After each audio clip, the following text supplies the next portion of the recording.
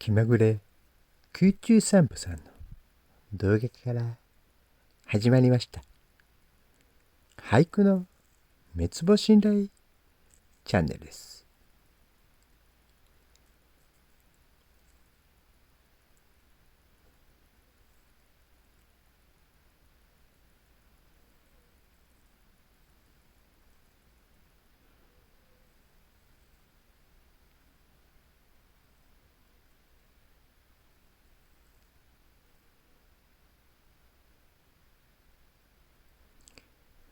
今日も一日楽しく生きていきましょう。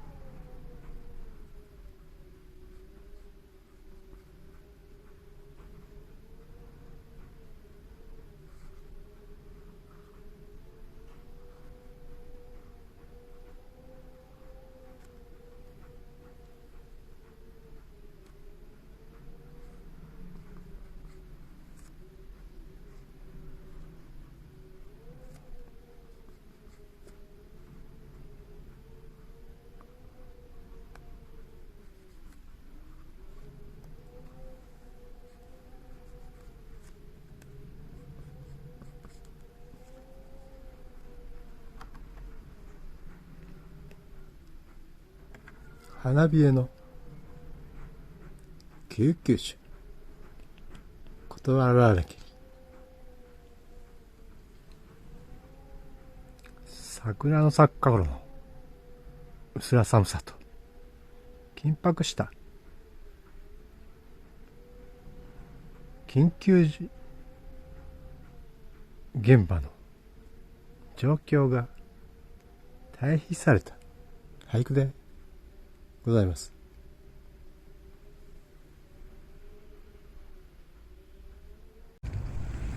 この動画で縁があった方々、コメント、高評価、チャンネル登録をいただくと励みになります。最後までのご視聴心よりありがとうございました。